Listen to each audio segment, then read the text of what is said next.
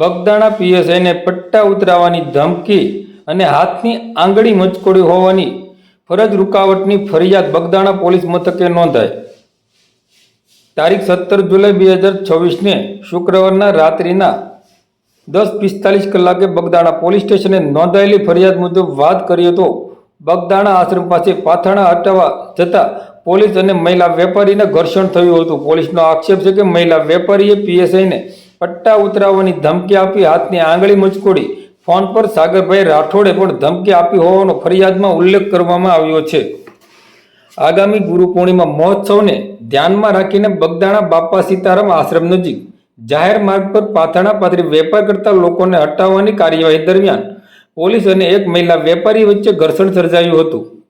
Bagdana police સ્ટેશનના police inspector Komalben ખેતસિંહ રાઠોડે નોંધાવેલી ફરિયાદ મુજબ આશ્રમમાં જાહેર માર્ગ પર રમકડાના વેપાર કરી યાત્રિકોને અવરજવરમાં અડચણ ઊભી થતી હોવાની વેપારીઓને પાથરણા હટાવવા માટે જણાવ્યું હતું. ફરિયાદ અનુસાર નવાગામ રતનપુરના શિલ્પાબેન ધીરુભાઈ રાઠોડે પોલીસ સાથે બોલાચાલી કરી ગાળો આપી અને હું સાગરભાઈ રાઠોડને ફોન કરીને તમારા પુટ્ટા ઉતરાવી દઈશ તેવી ધમકી આપી હતી. એફઆઈઆરમાં વધુ આક્ષેપ કરવામાં આવ્યો છે કે શિલ્પાબેને સાગરભાઈ રાઠોડને ફોન સ્પીકર પર રાખીને વાત કરાવી હતી.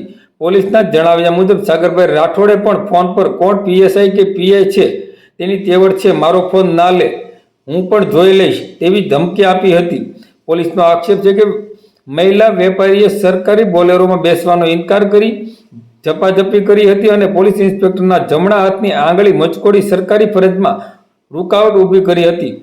આ સમગ્ર મામલે બગદાણા પોલીસ સ્ટેશનના મહિલા વેપારી શિલ્પાબેન ધીરુભાઈ રાઠોડ તથા સહ આરોપી તરીકે સાગરભાઈ રાઠોડ સામે સરકારી ફરજમાં રૂકાવટ, ધમકી, હુમલો અને ઉશ્કેરણી સહિતની વિવિધ કલમો હેઠળ ગુનો નોંધવામાં આવ્યો છે. પોલીસે કેસ દાખલ કરી વધુ તપાસ હાથ ધરી છે. આ સમાચાર પોલીસ દ્વારા નોંધાયેલી એફઆઈઆરમાં કરવામાં આવેલા આક્ષેપોના આધારે તૈયાર કરવામાં આવ્યા છે. આરોપીઓના પક્ષ અથવા તો તેમની કોઈ પણ પ્રતિક્રિયા ઉપલબ્ધ થઈ નથી.